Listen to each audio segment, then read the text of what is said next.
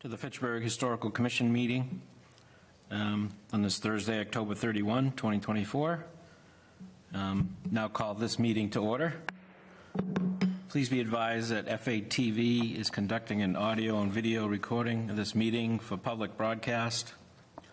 Ask that anyone else in the audience who is recording this meeting to please identify themselves for the record now by standing and state your name and city of residence.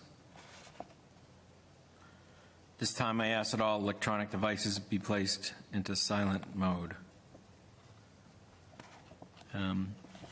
My name is Andy Lepasti. I'll be acting chairman tonight as our Commission Chairman Keith Cheneau is attending remotely. And we do have attending tonight Keith Cheneau and Don Ostrowski and Mary Self.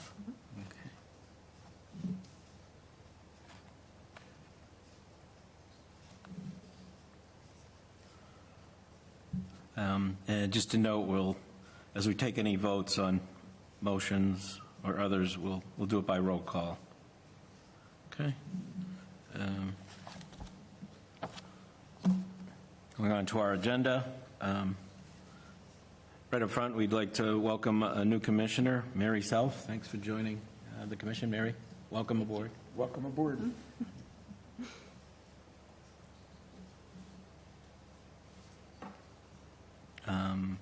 Next item, public comment period. Is there any comments for anyone? No?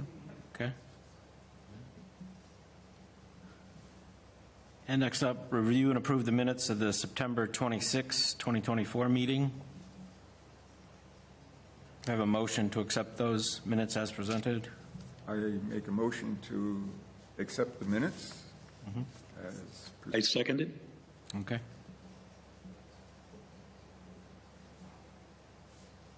Are there any comments or questions on the minutes of that last meeting? No? Okay. Okay, we have a motion. Just that Keith did send out the information about the graphics for the signage for Moran Square. So, okay. Yeah, it was in our email. All right. I think, okay, we can talk about that maybe on the next item, too. Yeah. Yeah. Okay, we have a motion to approve the minutes of the September 26th meeting. Do a roll call. Keith? Accepted. Thanks. Yep. Okay. Don? Aye. Aye. And Mary? Aye. Aye. And Andy? Accept. Aye. Okay, that passes unanimously. Item 4, recap the September meeting where we had a presentation of the proposed street and pedestrian layouts at Moran Square by one of the traffic engineering firms. Do we have any questions or comments on that, or Well, Keith? Or yeah, Don, it's a the traffic flow problem is a difficult one. yeah, especially for that area. And, you know, technically, it's not part of the historical commission's, except insofar as it could affect the statue. Yeah, right. Because it is right by the road, Right. and trucks will be coming around to make that turn up Lunenburg Street, and they need a wide arc. So I think one of the questions raised was, will the statue be so close to the road that a wayward vehicle might wind up hitting it? Yeah. So it may be fine where it is, where they're planning to put it. Right. Since the cars or trucks coming down Lunenburg Street will be making a wide turn, and I don't think they'll be coming back on the right-hand side. It would be more a problem with the left-hand side. And I don't think cars coming up Main Street to go continue on Lunenburg Street, that won't be a problem. That shouldn't be a problem. But it is something to be aware of, Yeah, and that does fall under our yeah, aegis. sure. Keith? Yeah, as I recall, I believe that during their presentation, they were showing it's probably more in peril for those wide turns going up Lunenburg Street from Summer Street, where it is currently, and their new design probably protects it, actually giving a little bit better space for them making that turn by moving it to its new location. I suppose we could, take another look to, I don't know if it needs any further protection with some sort of a reinforced bollard or something, a low a truck fender level post or wheel level post or something like that that would kind of deflect anything at that particular area and protect any pedestrians that are in that kind of widened, proposed widened pedestrian sidewalk area in front of the Moran block building. Yeah, that's a pretty good idea. I would agree that the turn Summer Street onto Lunenburg might be a sharp one for the trucks, like 18-wheelers. It almost seems they've made that a 90-degree turn for the trucks there. Or More than 90. yeah, more than 90. Yeah. In fact, I remember them saying that they were actually probably going to have to get in to that left lane, Yes. make the turn, which Yeah. traffic-wise, that's a concern. Yep. Yeah, because I think they said they're keeping all the lanes, number of lanes the same, weren't they? But just, I thought they were, making the whole intersection a little narrower. I thought that Summer Street was going to be one lane coming in. Is it just going to be one? No. Am I One lane, mistaken in that? one lane east and 2 lanes west, I think, as I recall. Okay. And they would have to, in the illustration that their traffic engineer showed, for those times where there's the extra long trailer truck that's making that quasi hairpin turn, their new layout is better than the existing conditions, although the truck would have to move into the left lane, which is kind of the through lane to Main Street, to make that turn. I think they would, make themselves present to swing into that other lane to make that extra wide, Sure. as freight haulers are able to do in the conditions like that. But I think it was an improvement. Yeah, an improvement over what is there now. Yeah. Which is Be, pretty confusing. yeah, and hopefully to be a little safer or better crosswalks for the pedestrians. That's right. Right. Yeah, I think the design is certainly favoring pedestrians more. The crosswalks are shorter lengths. There's more sidewalk space. And a little bit more better organization of traffic signals down the lane, down the line, so that you don't get caught in the middle of 2 different opposing traffic signals, et cetera. Making it more pedestrian friendly, perhaps controlling the speed of the traffic a little bit more than it is now by narrowing the lanes and with this layout. I think it was very good that community development invited us to comment on this, and the willingness of the city and the designer of the project to recognize the Moran Square National Register Historic District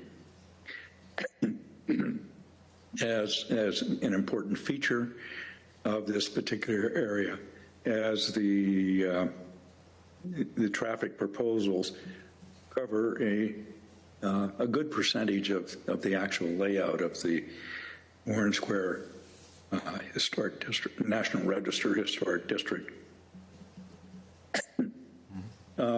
Ellen also, I think it was Ellen, had mentioned about having some informational signage about the National Register District, which they have said that they would indeed incorporate into the design.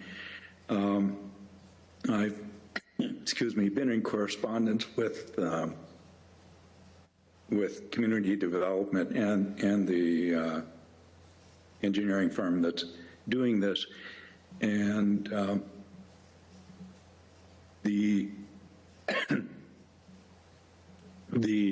engineering firm has responded that they are proposing on all of the new light poles being proposed in this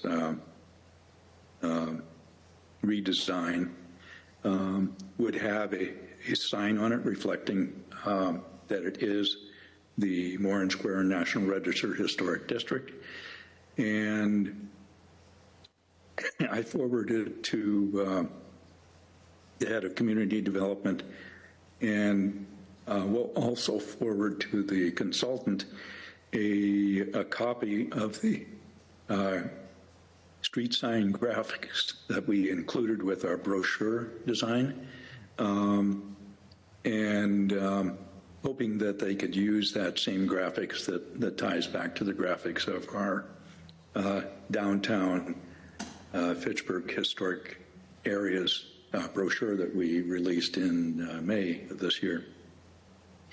So that would be a great piece to include as part of this project design.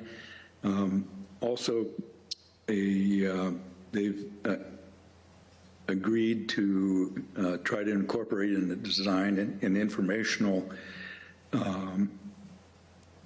signage that would probably be close to where the proposed statue is being moved to, in the widened pedestrian area in front of the Moran block.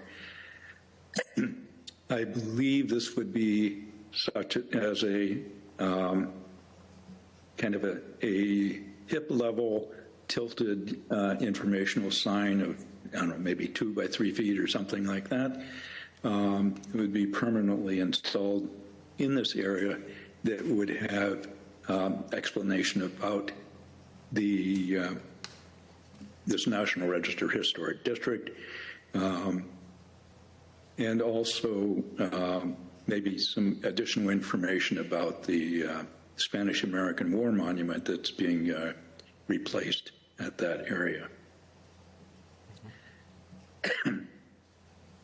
To help with this informational signage, in some correspondence I've had these past few weeks with the design team, I said we would, the commission would coordinate with the Historical Society about coming up with perhaps text and graphics that might be incorporated in this informational sign to be located in the pedestrian way, including information from the nomination of the National Register District, so it's good, accurate information. And also some additional information perhaps of the Civil War, the Spanish-American War Monument, its sculptor, et cetera.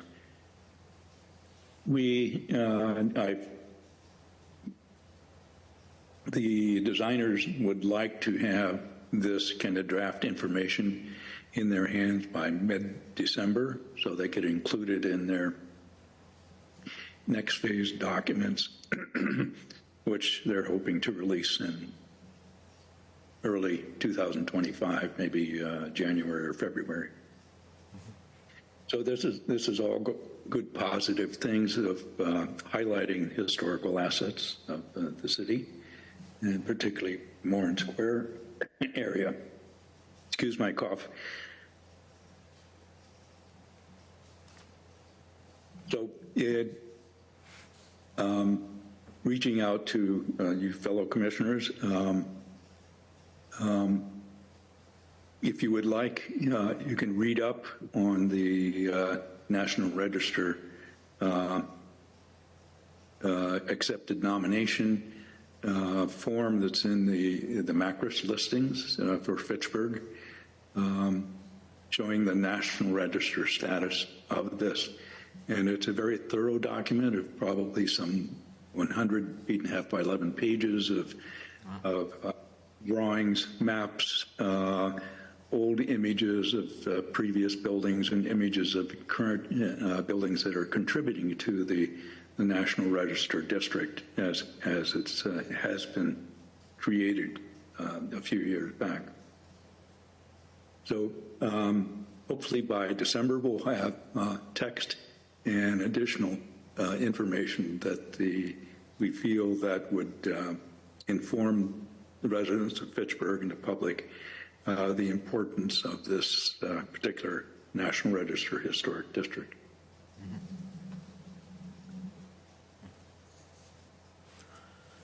I think I saw some of your email messages, Keith, and kind of questioning Susan Navarre from the Historical Society. I think she noted she would try looking up any info they have on the Spanish War and the statue that goes with it. Yeah, I think she had forwarded a kind of an initial inventory of Fitchburg people that were involved with enlisted in the various defense corps of the country. And as I recall, it was over 100 individuals that were involved in that particular conflict, maybe 130, if I recall. So there certainly represents a decent number of past, mostly past, I believe, citizens of our city. And it would be fitting to have this. There's certainly war monuments throughout the city, including the Civil War Monument and Monument Park, and several war monuments in the Upper Common area, to name a few. So this, hopefully this, and as we are able to create more information about our local historic areas and districts, we can highlight these in a similar manner. Yeah. And Don, did you have a comment on using some signage down on the Moran Square area? Yeah, we did mention certain spots where a sign might go up, like on Lunenburg Street, Summer Street. But I think we could make it kind of a more formal proposal because I could see it would be kind of, we could say where the signs might be, but when it comes actually to putting up the signs, people might not remember that's where we thought the signs might be. So we could, write up something proposing that there be a sign here, sign there. Yep. The designer in their kind of response after their presentation to us in email suggested that the historic district sign would be incorporated on each of the new proposed streetlight posts structures. So that would scatter them pretty much all through the work project that's being proposed on this. So not just at the beginning and end, but at every lamppost, if you will, in their new design. Does that sound? as a positive thing, or do you think it should be restricted, or? Well, how many lampposts are there? I would guess there's probably 15 or 20, I don't know, just in that general area. So the idea is to put up a sign at every one of the lampposts? That's what her email said. I'll see if I can find that and share that with everybody in the commission. Okay. I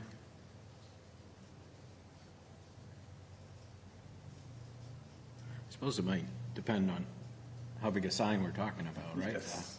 And maybe just, so we have at least one sign facing each street, or as you come into the intersection. Yeah, it might be a bit of overkill to have so many signs, I think, in certain strategic spots, and because of the size of the signs that we have in mind, maybe not at every lamppost. Right, yeah. Maybe like even just a flag a small flag that would attach to each lamppost and just identify the district, but have any sign that would actually give the true history of it closer to the monument. Yeah, more detailed signage by the monument, sure. I like that idea. Would, while we're on the topic, would you like to see a mock-up of the sign that we created for, we use Monument Park as a subject, but it was meant for all of the districts that we did with the brochure? I could probably find that quickly and show it to you. Okay, sure. Okay, hang on a second. Yeah. Just want to mention, I know also down that area of Main Street near the Dunkin' Donuts and the train station is Jerry Martell Square. That's right. I don't know if you've seen those signs. They're up high on the Yes. on the street lights, and it's a red sign. It's not too overbearing a sign, but yeah. Afterward, I want to ask you who Jerry Martell was. Oh, yeah. He owned Fitchburg Music Store, for one thing. Okay. And there's also a classic automobile appraiser. He was very famous for that. Yes, on Elm Street coming up off of, You know? Is that showing up? Yes. okay, So this is somewhere around the size of 18 inches by, I don't know, 24, 27 inches. It can get bigger or smaller. This would, in this case, again, it has the colors of our brochure and some of the background graphics. It would say Moran Square, National Register Historic District. In this area here, it could show an outline map of the area or some other graphics that we would put in, but it would be, kind of showing the extent of the area.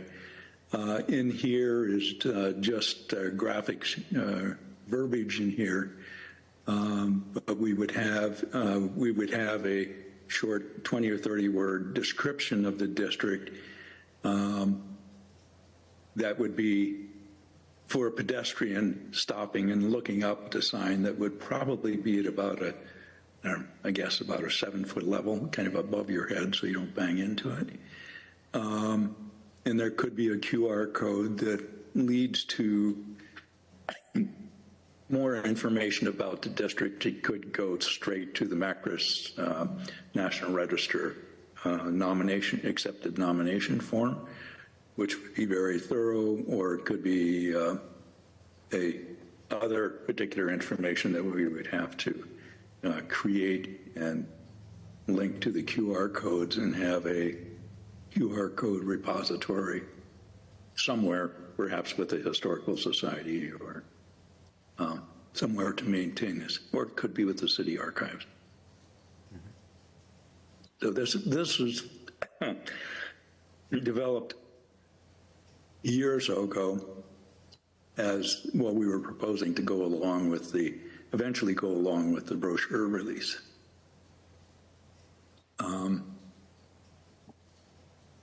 So that's just for information for everybody. Okay.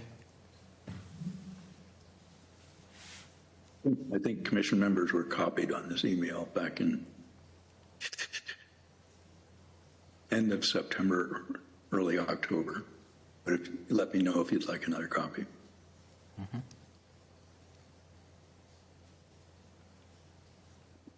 Okay, and then are we looking to get the designers like a sample sign, you said by December sometime?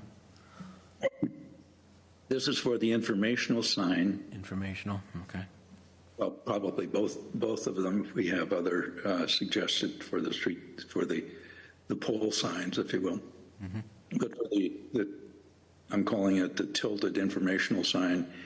So mid-December, text and images that their graphic designer could help, the consultant's graphic design people could help do the actual final layout.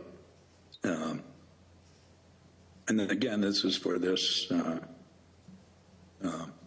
early, I think it's an early design stage for the street improvement project, or not the basic one, but in a design phase and not into bid documents yet. So.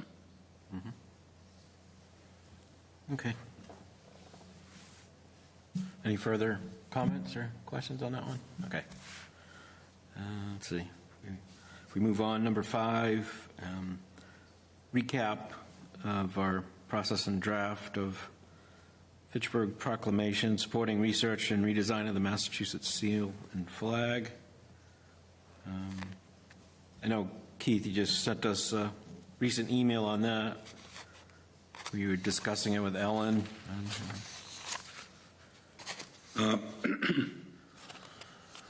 Yes, just a little background information on the status at the state level. The previous commission to address the possible redesign of the seal and motto had kind of run its course and run out of funds. It was originally started in the Charlie Baker administration, and in late July, before the new fiscal budget was adopted, Governor Healy created a new budget item to continue the work of the special commission for the redesign of the seal, motto, and flag. And so there is new funded life in the State House for this. I believe at our September meeting, Ms. Weejay had presented saying that it would still be helpful if the city of Fitchburg would show its backing for this in support of what this commission is, extended commission work is being done, and to kind of reflect perhaps the thoughts of the citizenry of Fitchburg on this particular issue. Ellen and I, and maybe some of you others, may have come up with some possible rewording. There was a Ms. Weejay and Mr. Detmold, who is heading this effort as a private citizen, has sent us a draft of a proposed proclamation that an agency or perhaps a city council could back. And with this information, being added to the other municipalities throughout Massachusetts that are vocally supporting this effort for redesign.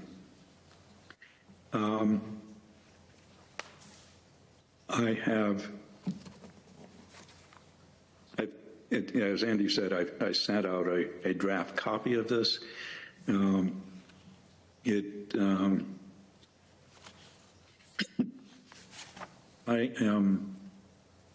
Just as a comment, that particular draft, in my personal opinion, needs some redrafting and could use some more local reference to how it affects the citizenry or perhaps a large portion of the citizenry in Fitchburg, and perhaps the city council could make a proclamation toward this. That's my personal opinion. I'm a little concerned that this particular item of city governance doesn't really fall within our, this is my opinion, doesn't fall within the Historical Commission's charter. In that, and that perhaps a group of private citizens or the Human Rights Commission or some other agency or group or individuals might be better to make these proposed changes and present it to City Council for their review and perhaps proclamation. In that, the historical commission is established. I'm reading from Chapter 40, Section 8D, which is part of our establishment as a historical commission for the preservation, protection, and development of the historical or archaeological assets of such city or town. And I'm wondering if it's kind of reaching beyond our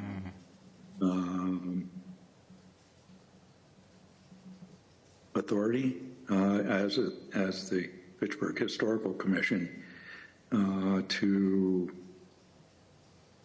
comment on something, kind of a state issue like this.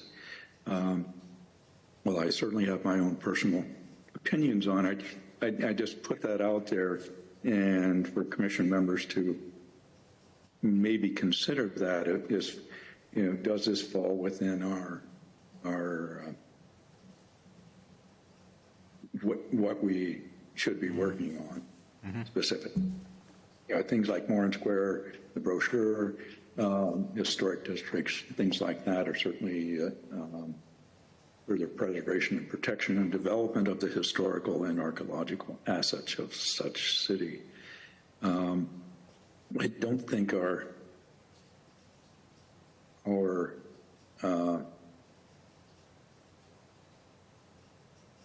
comment is maybe, personally, and not sure it's appropriate. And I think that would be, coming from individuals or the Human Rights Commission or some other entity that is, I don't know. That's just a personal thought. Maybe we could discuss that.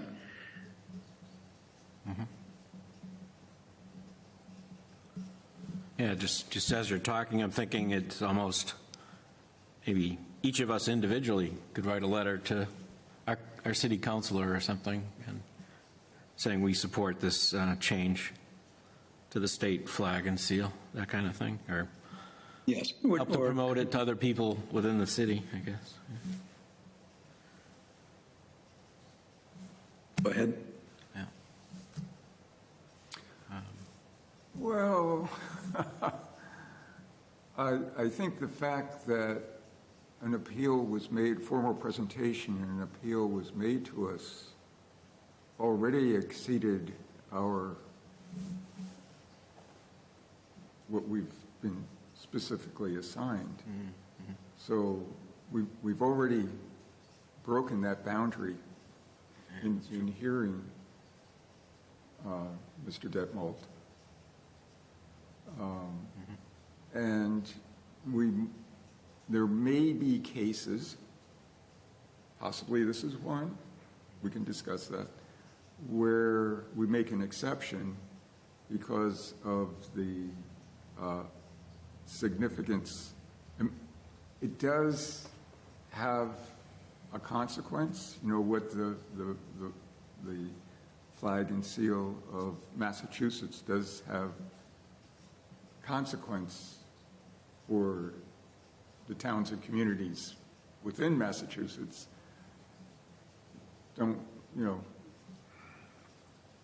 So I suppose one could make the argument that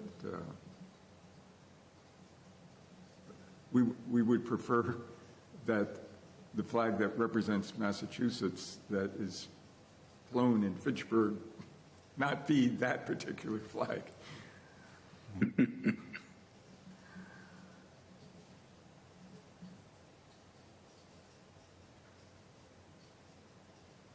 History is right now. That's right. Mm-hmm. Yeah, and when I asked Mr. Detmold about why is it that not all of the city town councils supported the resolution, some of it seemed a bit, well, it's not our jurisdiction type of argument. But Andy has a good point. We could, as individuals, send letters that might even have more of an impact than trying to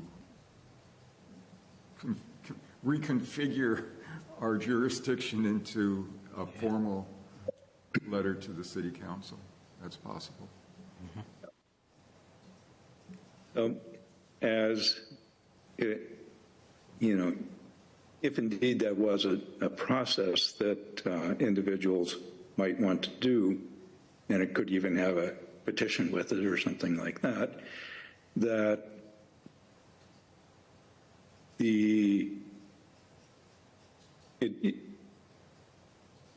Mr. Detmold feels it's more powerful as a resolution that the city council would make, and that the volunteers involved with this that goes that direction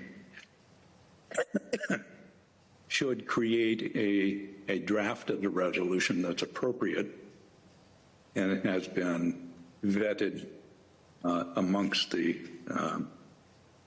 people signing on to the citizens presenting it to the city council. So I think there's still obviously some work on the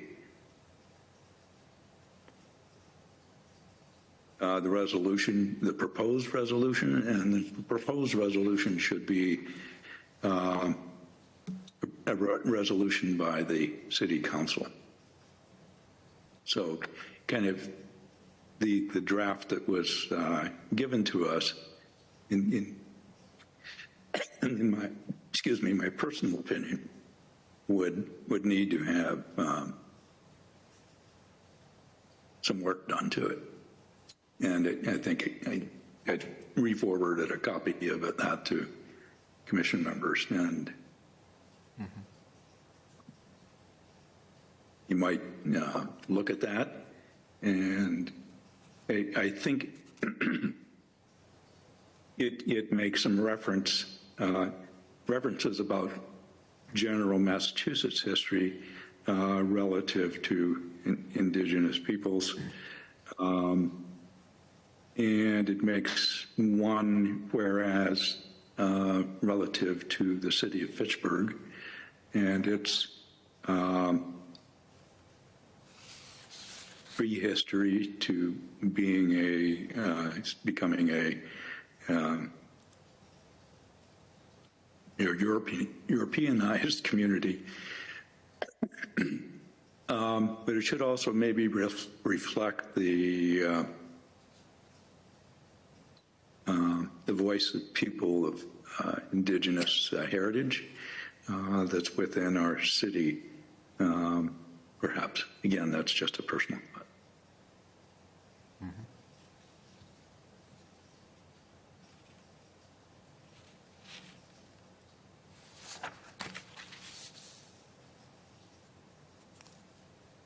The question I guess what I'm presenting is I'm not sure, and if this is, if this falls under our authority or not. We can discuss this further, and I'm open to the rest of your thoughts on that.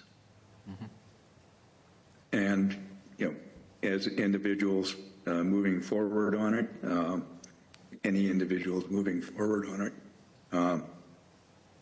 maybe it could be a different agency or a group of individuals that's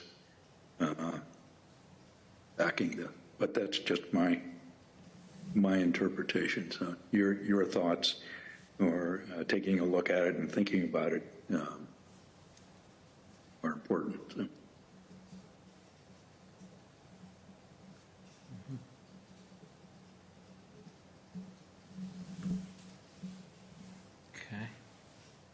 So, yes, the flag does fly here every day. That's history. Right. Okay, any further questions or comments on that?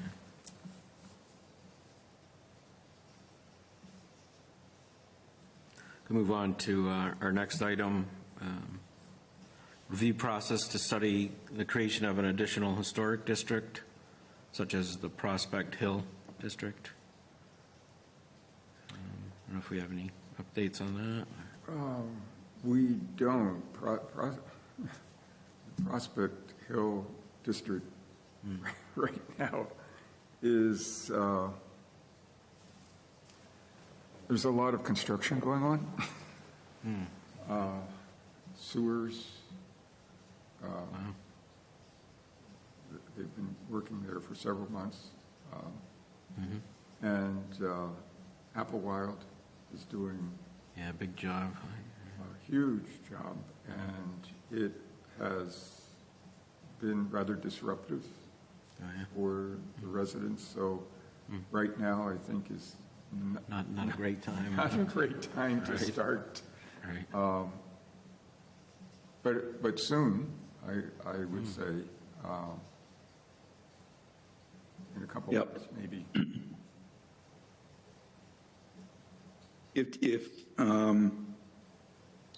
If commission members have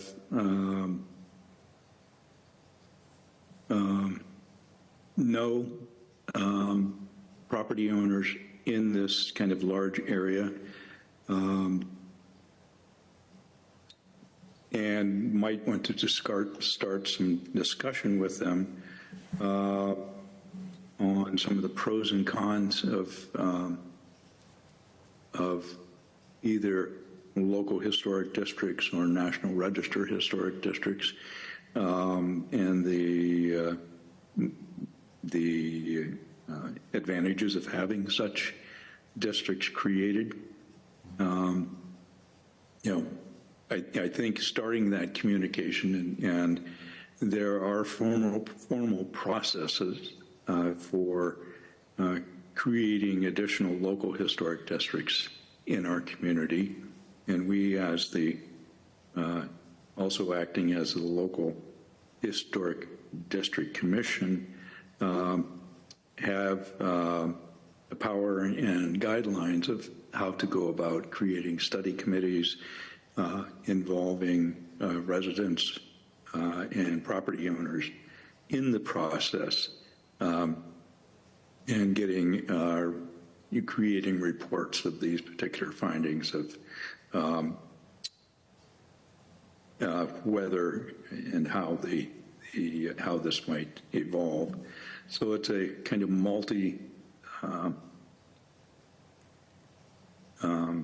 task project, certainly valuable, and, represented by in 1975 when the Monument Park Local Historic District was created. Our only local historic district now.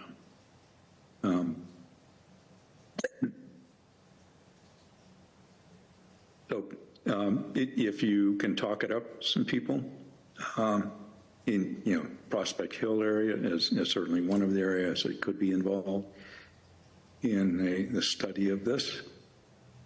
Certainly other areas of the city are important for both National Register and local historic district consideration. Okay. So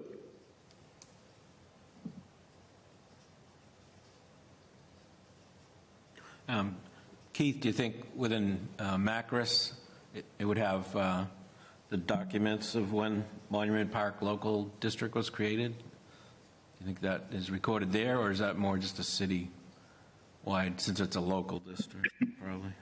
Macris includes federal and state and local historic districts, along with individual survey forms. So yes, it is. Okay.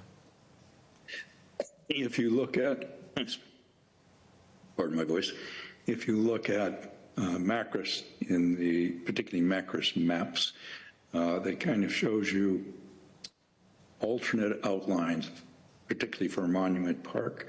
There's a Monument Park National Register Historic District that includes different structures than the Monument Park Local Historic District that is a Fitchburg-created item that our commission was actually created to help with design review. So yes, it does. You will see on Macris maps the various different districts, including Moran Square that we talked about earlier today. Okay. And all the individual properties and things. There's some of them National Register individually, and a lot of them just surveys of historical assets.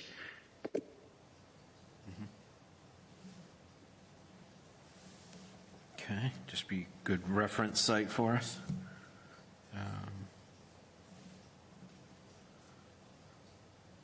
Moving on to item 7, project to document and share Main Street building histories, historic districts, tax credit, and other restoration reuse incentives. I wouldn't have any updates on that item tonight. Yes, and if I may, Okay. I'm thinking maybe a revised approach to this, Okay. where we could pick prime properties that are perhaps ready for development or in need of development, that are high on the, or might be considered high on the historical assets of the city in the Main Street area, that we maybe start by picking and choosing a list of these, 1 or 2 or 3, to maybe kind of hone in on, instead of looking at all 100 or so properties, perhaps picking and choosing how we start with this to put our efforts where it might do the most good. Mm-hmm. So I can share that information with you at a future time. Okay. Mm-hmm.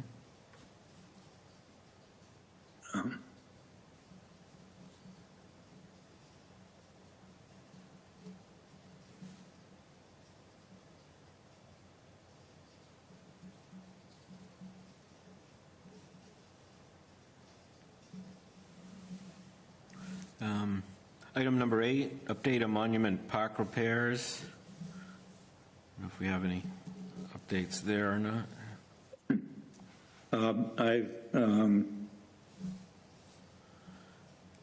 I've talked with community development about budgeting sequence for the city's budget of including items like this, and the availability or lack of availability of funds for kind of funding, necessary project like this, and kind of getting it into the priority listing. For the repairs to the fencing, we've done a lot of legwork in the last several years and kind of getting some draft specifications and some survey work of our own. And to actually get this into kind of a contract form that the city could hire for the repairs of this, it would go in probably a couple of stages. One is coming up with official design documents for the repair of this. So they usually this would be done by a preservation consultant, perhaps an architectural firm that works in preservation work, to come up with the final specifications, kind of meeting current restoration standards for this type of work. So paying for those design services to do the legwork and creating a bid document, if you will, listing technically all of the work that needs to be done. So this is one expenditure that the city would need to make, is to hire this preservation consultant, come up with detailed documents that meet the requirements of preservation standards that this area should have. So that would be a funding item. So we could perhaps work with it in like a 2-year sequence. One, getting funding for the design services, and the design services, when they would finish their technical review and specifications, they would provide a cost estimate or cost range estimate. So we would know that in stage 2, we're looking for an additional approximate funding that would be kind of represent kind of the range of bids that would come in, or the qualified bid that would come in from a qualified cast iron restoration company. Mm-hmm. So breaking it down into 2 pieces, community development is kind of reaching out to some of their current design firms that are working with the city to see if they could get a price for this initial phase 1 of creating the initial design and construction bid documents. That would be the phase 1, and we're trying to get a number for that, what those fees would be. And to fund that process, we could, 2 things, come up with a matching grant to help the city fund this. It would be, there are a couple different matching grant pieces, one through Mass Historical Commission, and perhaps through Preservation Massachusetts, or maybe some other funding sources that provide funding like matching grants for such work, this design work. The other half could be a city appropriation that could be matched with a block grant community development funding, and we could make a second application or make an application or help create an application for the city for the funding of each design services for matching funds to match the grant funds that we hope to get. So this could be a step in the right direction of at least working on the funding. So we're hoping to get in the next, hopefully within this next month, to be able to get a quote or an idea of what the design cost would be to create the specifications, bid documents, if you will, and get an estimate of what the actual work might be, and then get the funding, and then move forward with this particular phase one. So that phase one is completed, we would do a similar thing in the next round of funding. A year later is to get matching grants to help fund the actual construction cost for the restoration of the cast. So it's takes some work on our part and the city's part to get the funding for this. City budget is very tight, and having at least some matching funds or grants coming in to help with the cost of these items is a suggested game plan that we move forward with, and perhaps get this project we've been talking about off of ground zero in a two-phase process.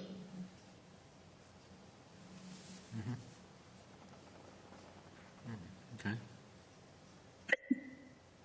So I guess if we hear back with some perhaps budgets for this design process, we as a commission can help create the applications for matching funding, both with Mass Historical or whatever entity, and then with community block grant funding applications for the other piece of it.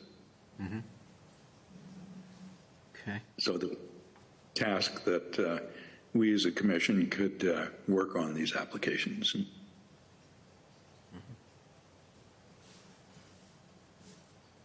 Any thoughts of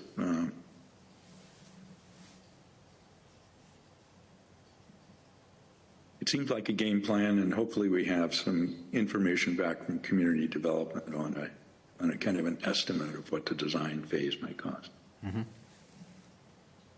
Yeah, good to hear you're working with that other city group there, keeping it moving forward. Yes, yes, it's been on our agenda for years, so let's see if we can move the needle a little bit somehow. Sure, yeah, a little bit at a time. Okay. Next item, update on historic building demolition delay.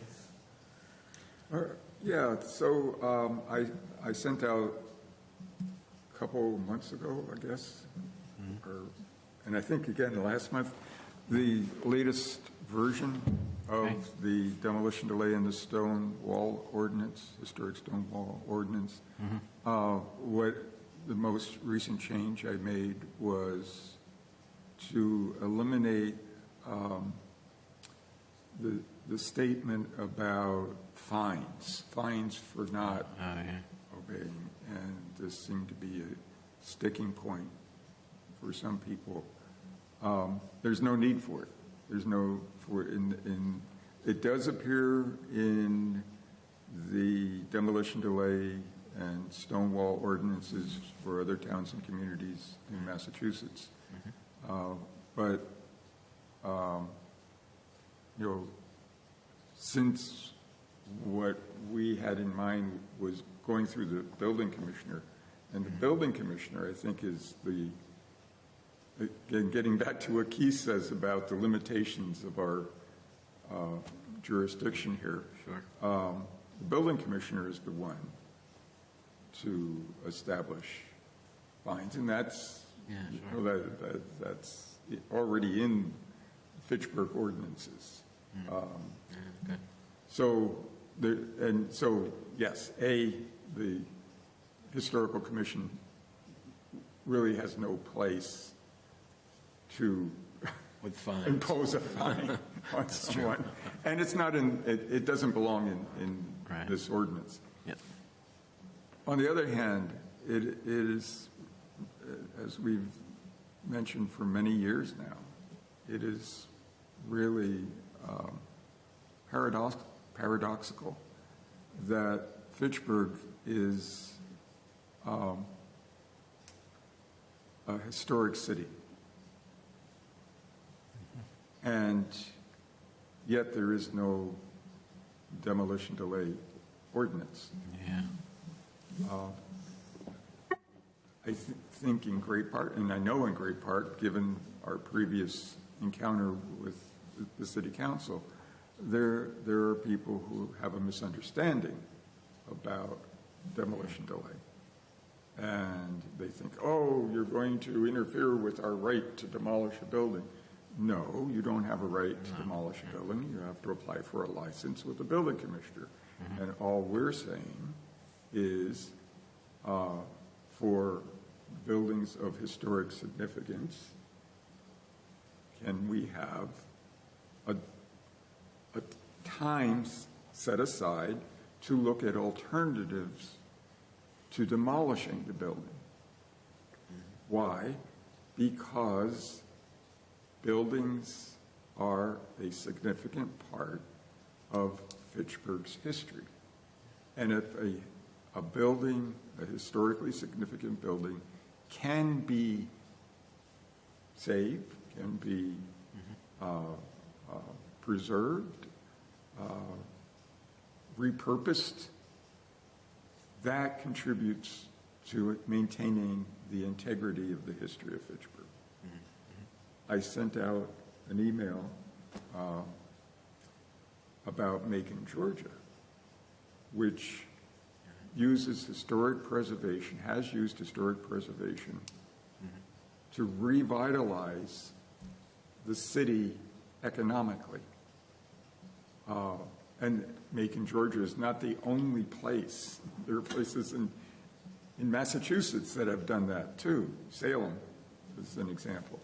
But what I was taken by is the description in the article about what Macon, Georgia was like before they instituted this historic preservation program. It sounds very much like Fitchburg. Yeah. You know, go down Main Street, half the storefronts are empty. So we have examples throughout Massachusetts, throughout the U.S., and what is a key component is a demolition delay ordinance. Right. So as far as I'm concerned, it's ready to be, I'm ready to make another stab at the city council. Not personally, but to get this through. I'm prepared for objections that are way off the mark because there are misconceptions about what a demolition delay is. But if so many towns and communities in Massachusetts have one, why doesn't Fitchburg, which is a historic city, why doesn't it have one? And, you know, when we talked with the previous building commissioner, it would not be an onerous task. There are only a few buildings that come up each year. That's true. That a demolition delay would be for a building of potentially historic significance, and that can pretty quickly be determined whether something does have historic significance for the history of Fitchburg. Sure. And then we can look at possible alternatives to demolishing that building. Sure. Yeah, you're right. It's just probably going to be a small number per year. Right. buildings that come up, yeah. Keith? Keith? Yes, I think, again, to kind of help move this forward, suggestion that we have a new building commissioner, and that's not really aware of our efforts on this. And I think it would be, I'm proposing that it would be appropriate to perhaps meet with the new building commissioner. And I'm suggesting that Don and maybe one other commission member set up an appointment to meet with the new commissioner. Or not so new now, he's been with us for a while, but is not aware of our efforts, and explain, get a copy of the proposed ordinance to him, set up a meeting to kind of discuss it, kind of question and answer, and to get feedback from our new commissioner. I think having understanding and backing by the city's building commissioner is an important step in moving forward. I'd be happy to join you, Don. I can't remember his name offhand. I think it's Felix. I'll have to look it up. Okay. Yeah. Sorry.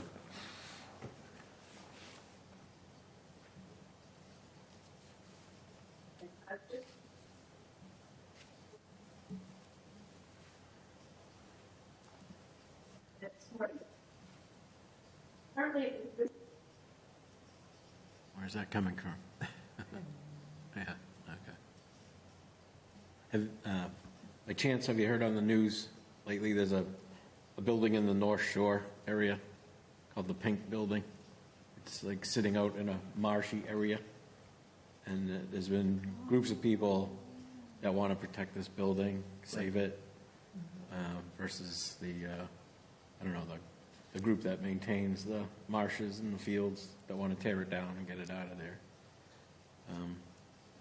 So that's been a kind of an ongoing, not battle, but issue between the two groups. And Governor Healy has recently stepped in and called a demolition delay on that building. I thought that was interesting to hear that term. Well, yes. On the news, you know. Yes, and you know, in the end, they may decide to tear the building down. Yeah, right. It might be coming down, but they're going to save it for a while, probably. And But you know, there have been any number of buildings in Fitchburg that have been torn down that nobody really knows why they were torn down. Historic buildings. Mm-hmm. And when I ask, why was that building torn down? One gets different answers from different people, and they're just guessing. right. There's no documentation for it. That's true. Yeah. And if only for historical purposes to have documentation for why a particular historically significant building was torn down, a demolition delay, I think, would be appropriate. Yeah. One of you know, it's great that we have another building commissioner, but it points out a difficulty in that building commissioners come and go, but what is the policy? Is the policy consistent, or is the policy dependent on what that particular building commissioner thinks or feels? That's another aspect. So having an ordinance, which would, the intention of it is to be educational. Because as I mentioned, there are these misconceptions as to what a demolition delay would involve. Right. So yes, Keith, that's a good suggestion. I'll contact our present building commissioner, set up a meeting with him, and see if I can explain it to him. His name is Felix Zimmel, Zemel, similar. And actually going to your point about having, his title is acting building commissioner, Right. so that almost has a temporary feel to it. Well, 12 years ago, the building commissioner said, well, I studied history in college, so I have a good sense of what buildings are historically significant. And then the last building commissioner says, well, I can't tell which buildings are historically significant. And so that I was struck by that difference in the two commissioners, granted 10 years apart, but I think it's incumbent upon us as the historical commission to make contact with the acting building commissioner and It's a good idea. see if we can explain what we're trying to do. Yeah, it'd be good to get his take. Since he's like the new guy, the new building commissioner. New sheriff in town. Yeah, right, exactly. Right. And almost, I don't know, talk to him on what guidelines he goes by. Right. He's been on board for more than a year now, so he's certainly well aware of the city issues and things. Don, I'd be happy to join you sometime if you want to set up an appointment with him.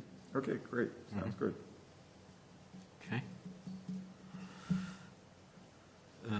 And next item is your update on the preservation of the historic stone walls. Same kind of issue, right? Ditto. Roughly. Yeah. If I could add, and Ellen mentioned this to me, some historic stones, as we've been aware of over the years, that Ellen was involved in saving a lot of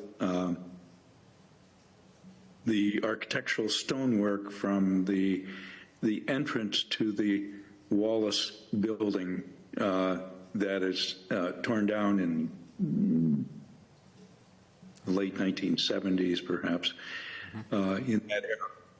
And we still have remnants of many of these brown carved, ornate brownstone pieces from this two-story entrance, many of which are stored in the Redevelopment Authority's GE plant, factory end on the, I think, the west end of the factory building there, that may soon be leased out for use in another purpose. Anyway, just adding this to our historic stones or artifacts of the city, she's reminded me that, or is reminding us that these particular artifacts are in parallel with being eventually taken to the landfill or used for fill somewhere. And perhaps making it known, perhaps widely known throughout the city, that these are available. One such use could be used for landscaping elements in certain parks, improvements and things.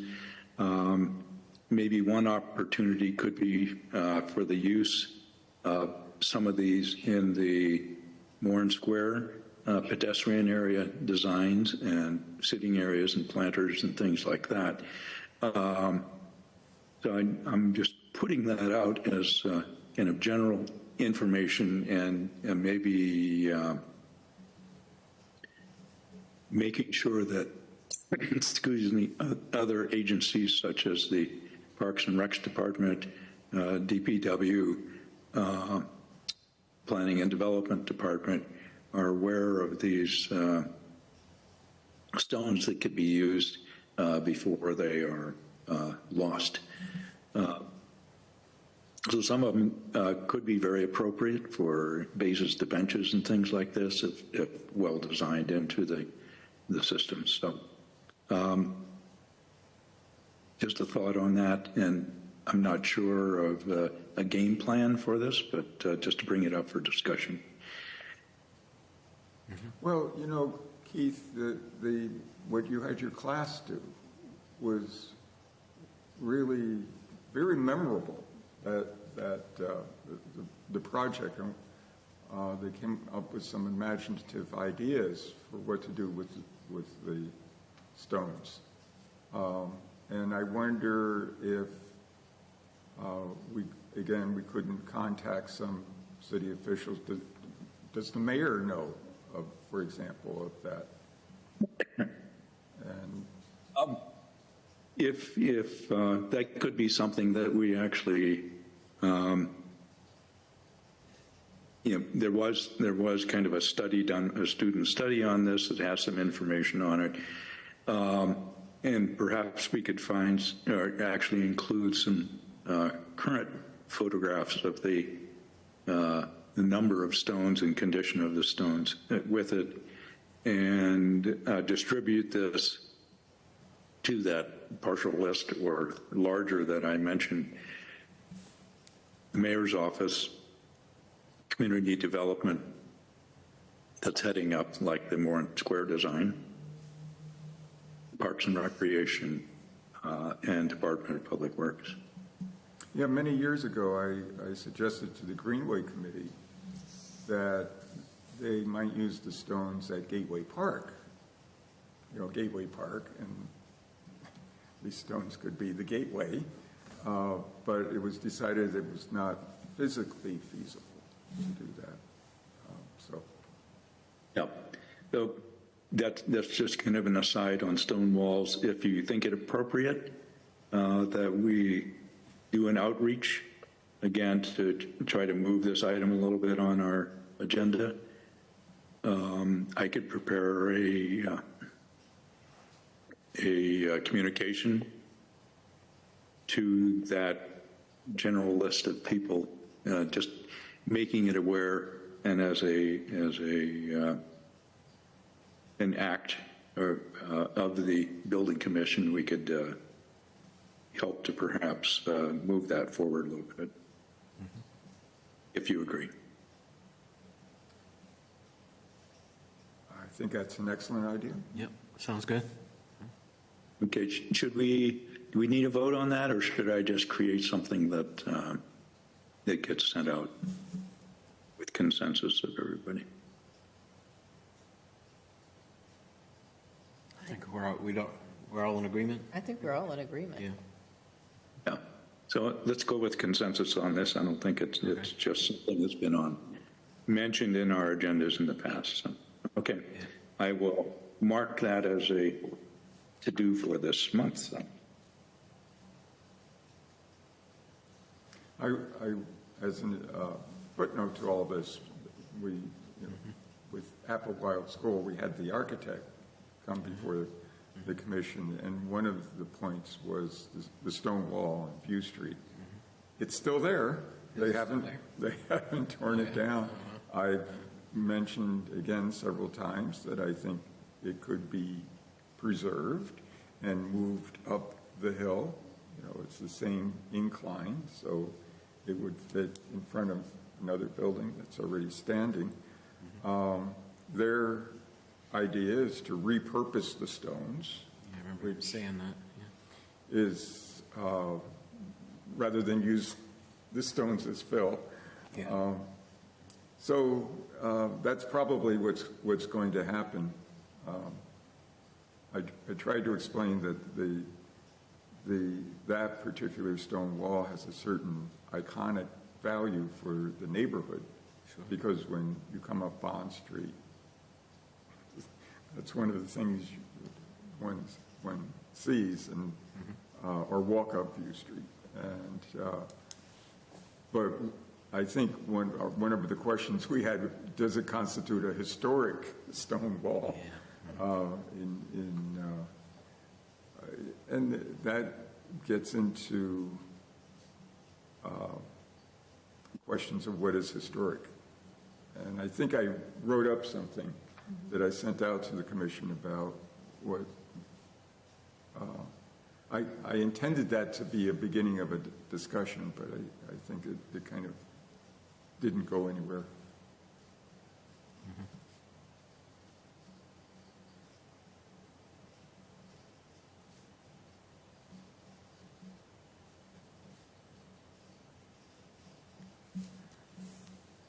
So stone wall's still there, but is the Still, building, I the still building work have going on hopes. around it? But one of these days, I'm going to go up there and it's not going to Could be there. gone real quick. Well, no, that's one of the issues is these structures are there and then they aren't there. Yeah, that's And true, without any word. Yeah. I've talked to so many people, well, not so many, but a number of people in Fitchburg who were born in Fitchburg at Lucy Helen Hospital. And they say, well, it used to be up there. And I was thinking, that's too bad that they, Yeah. the place they were born, and it could have been preserved.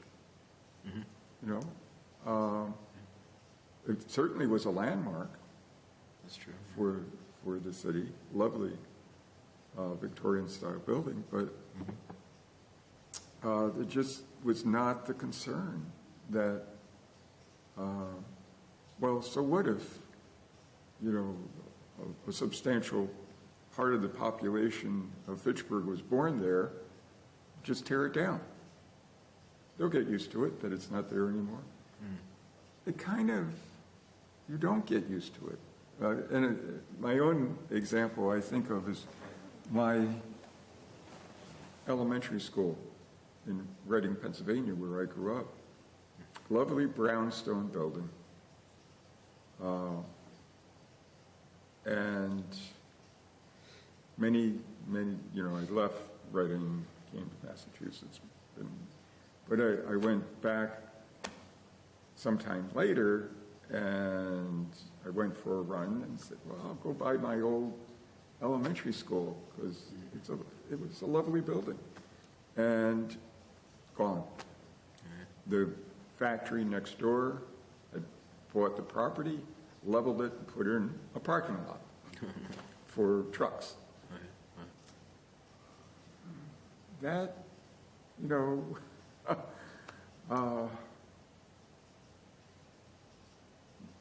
it's like something is missing.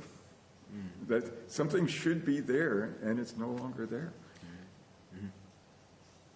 Anyway, Yeah, that's a hard. personal reminiscence. It's hard when you know that building was there. Yeah. Yeah, it's gone. Yeah. Demo delay, including obviously stone structures and stone walls. Yep. Okay. Moving on, any new business to talk about, anyone?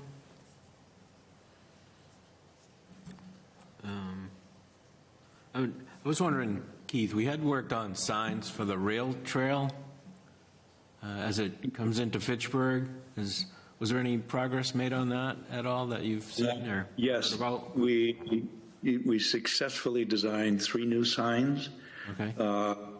With the help of the Historical Society and I believe your input and others. They are included in the bid documents that I believe went out to bid for this, I think, final phase of the rail trail in Fitchburg. I think that went out probably midsummer or late summer. That was the intention anyhow. So I think that's a win for us that we've been able to have contribution to that.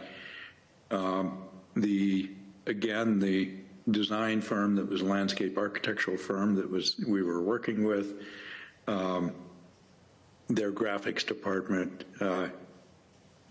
took the information that we provided, text and graphics and things that many of you have helped provide, and incorporated it into kind of a final layout for the bid document. So that is win-win, and I think we had some good influence on what this should be.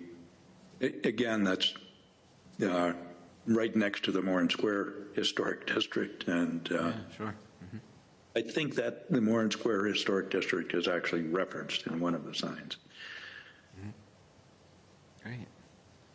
Okay, maybe something we might see go up next summer kind of range, perhaps, those signs, those kind of signs. Yeah, construction, I'm not sure what the schedule is for this final. It's, I think it's in the works and has been funded and should be happening near future. Yeah, okay. So I think, it's nice to see some successes from Yes. work the commission has done and, kind of the hard work of many of us, which is great. Yeah. Okay. Any other items? The same thing will happen with the signage for the Moran Square area, so same kind of concept. Okay. Any other items? Anyone? Okay. And you have our next meeting as November 21. Was that moved up a week, I think, from the last Thursday of the month? Because of Thanksgiving, Okay. the meeting location is not finalized yet. It may be in the legislative building or it may be in City Hall, where you are working with other boards and commissions that are using these spaces and trying to, where we're not on the last Thursday for both November and December. So when we post the agenda, we will have the new location, finalized location for that and perhaps the December meeting. Okay. All right. And something you'll keep us posted on, right? Indeed. Yep. Okay, thanks. Do we have a motion to adjourn? A motion that we adjourn. Okay, second? Second. Okay, all in favor? Aye. Aye. Roll call. Yeah. Anybody opposed?